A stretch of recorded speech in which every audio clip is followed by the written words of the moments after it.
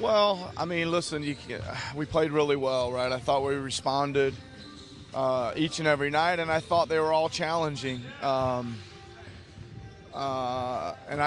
probably as I reflect back on it, I think the biggest thing we did is I thought we showed really good composure at times. And I think it was 21-1 in free throws in Utah, and it seemed like we just kind of kept playing through it. And Sacramento was really coming out and delivering their best punches for a long time, and we just kind of hung in there and stayed with it, and were able to open up both of those games. So our guys did a great job. Their attentiveness and their energy and their togetherness was pretty good out there. How much would you say that unseen maturity playing the long game? Guys know what's ahead. They know what the ultimate goal is, and this kind of stuff. I mean, down 21-1 in free throws, so what? Well, I think I think a 48-minute game's a long game, right? And I think we talked to them a little bit about riding the waves of a game, man. It's gonna 48 minutes is a long time. There's gonna be some ups and downs, and you got to be able to just kind of flow along with it sometimes. And we're doing a pretty good job of that. You have the best record in the league.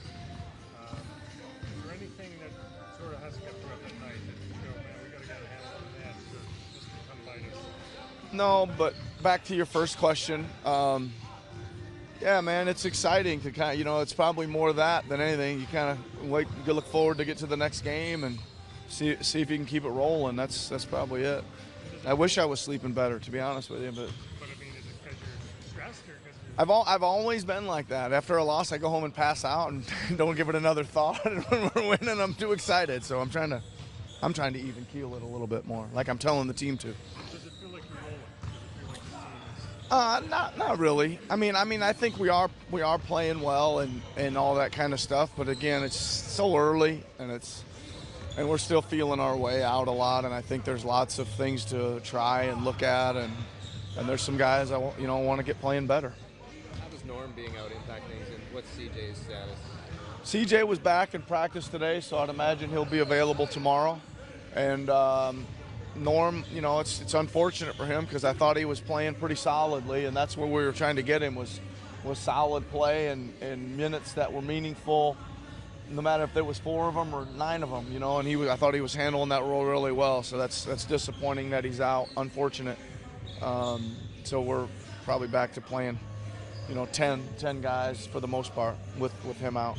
Pascal and Serge are 2 and 3 in the league right now in 2-point percentage. In an era where there's such an emphasis on the 3 and for bigs moving their game out there, how important has it been for you guys, if they're going to be inside the arc, to be as efficient as they've been? Well, I think my favorite thing about that and some of the other stuff is I think that one is we're playing a little bit more of a unconventional low post game, right? Throw it into the 5. That's conventional post game, right? But we got a number of guys we're able to send in there on the post. They're hurting people right at the front of the rim, right? But they're also passing out when it calls for it too. So it's playing inside out a little bit. It's not unlike driving it all the way to the rim and kicking it out. It's the same type of penetration. So, and it's multiple players. So I'm more encouraged. I'm encouraged certainly by their 2-point percentage because they're finishing around the rim. And the other part of that is I think we're hurting switches, right? I think we're hurting switches down there when they're switching, and we pull them down in there, and there's a bunch of small guys in there or a small guy in there. We're making them pay for that, and that's what you have to do. Does your game day change much for a 3 p.m. other than no shoot around? Does it change much? Yeah, just that really. No shoot around. When we have a shoot around, we usually have a fairly lengthy edit in the morning and then a personnel edit at night, and from this we kind of combine it into 2 short ones, which makes 1 longer one. If that makes any sense. It's gonna feel early since we were gone, but again, it's like another challenge for us. Will we, in another scenario, find a way to bring our energy and collective spirit tomorrow? And it's a good challenge to see if we'll do it. And it'll be great to be back home. And we also know it's not easy sometimes coming back home off these long trips. So it'll be a good challenge to see if we can focus and again bring our collective spirit. Thinking sort of about Pascal when I asked this, how long does it take a player to work his way into sort of the like when you're an opposing coach, to work into that top line of a scouting report? Well, Right now he's sort of still that. yeah, he's probably there now, right? He's probably there now. I think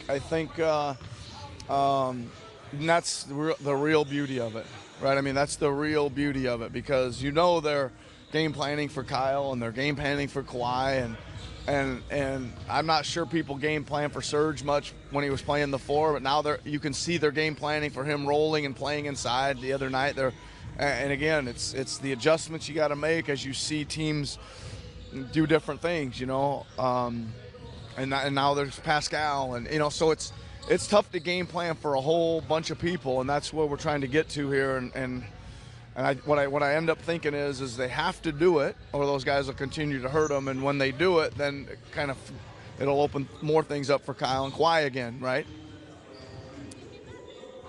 People knew about Serge in past years, the fact that he's playing a different role, and you have to relearn what he does now when they're scouting for him. Yeah, I mean, yeah, and here's the thing, like.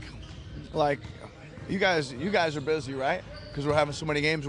We're busy. You have so many, the other teams are busy too, right? And you don't get a chance to see it. So it's like, and like we have to tell guys sometimes, hey, this year this guy's doing this a lot better than you remember him being. And our guys are focused in on playing our game. So you're right. You got to convince them and teach them a little bit, and then show them the clips, and then hope they buy it.